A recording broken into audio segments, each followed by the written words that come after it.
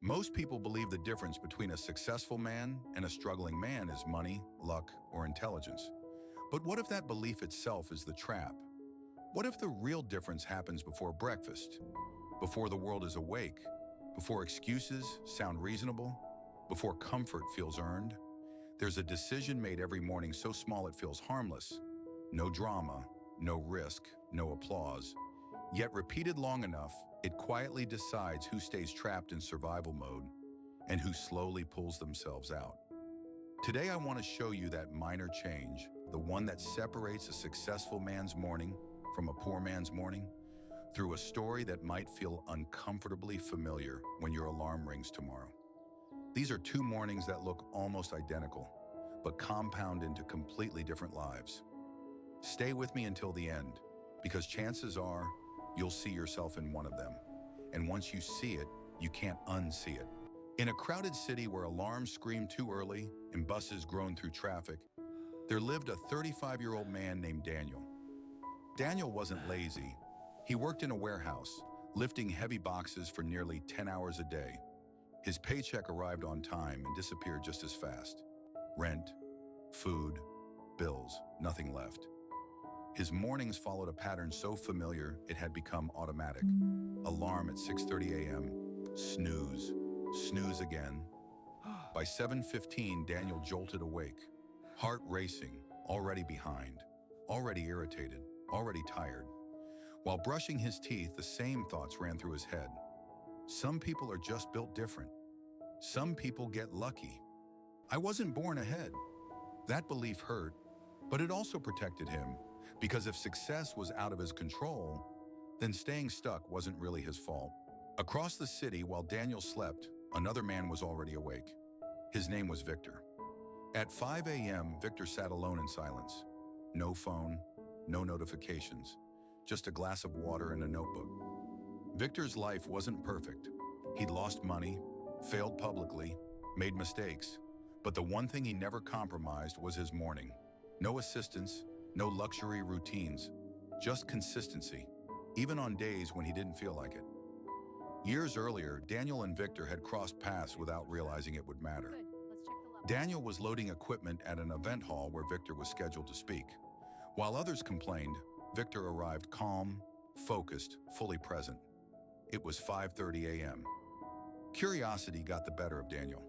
"Sir, why do you start your day so early?" Victor smiled, almost tired. "Because if I don't decide who I become in the morning, the day decides for me." Daniel nodded politely. He didn't understand. Yet, time passed. Daniel stayed stuck. Victor kept building. Then one winter morning, everything changed. Daniel's father fell ill. Medical bills stacked faster than overtime could cover. For the first time, Daniel felt something heavier than exhaustion: fear. That morning at exactly 5 a.m., Daniel sat on his bed staring at his phone. Awake earlier than usual, not by choice but by worry. A video played. Someone spoke about mornings, discipline, growth, choosing discomfort over comfort. Something landed hard. Not motivation, responsibility. That same morning, Daniel made a decision so small it felt almost insignificant. He didn't quit his job. He didn't dream big. He didn't announce anything. He simply set his alarm for 5 a.m. The first week was brutal. His body resisted. His mind bargained. Excuses showed up on schedule. But Daniel kept seeing his father in that hospital bed. So he stood up anyway. And in his mind, he pictured Victor, calm, unshaken, consistent, as a quiet reminder of what was possible. This is where the mornings truly split. Daniel's old mornings. Sleep as long as possible. I'm late. Rush, react, come on. survive. Where's my tie? Victor's mornings weren't powerful because of money. They were powerful because of intention. That's when Daniel realized something important. The difference wasn't waking up early, it was what happened after waking up. Daniel stopped chasing motivation. He started copying systems.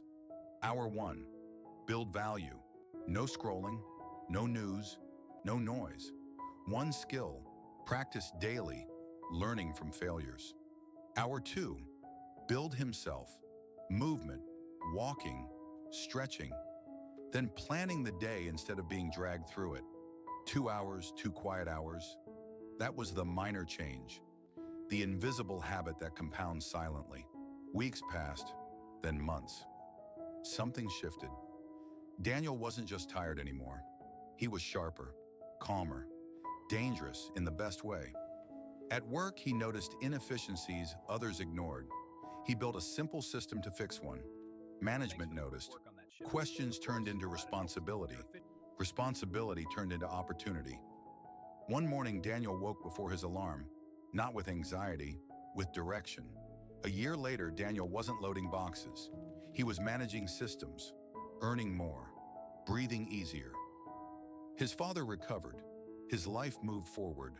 Daniel once believed successful men were different people. Now he understood the truth. They don't wake up early because they're successful. They become successful because they choose their mornings. So let me ask you this. Tomorrow morning, will you wake up trying to escape your life or quietly start taking control of it? Tonight, set your alarm earlier than usual. Use the first hour to build value. Use the second hour to build yourself. Try it for a few weeks, long enough to feel resistance, long enough to feel change. Not to impress anyone, not to feel productive, but to become capable. Because once you're capable, fear loses its grip. The difference between a successful man's morning and a poor man's morning isn't money, it's intention. And intention begins the moment the alarm rings. Picture your mornings like seeds in the dark soil. Water them quietly, nurture them privately.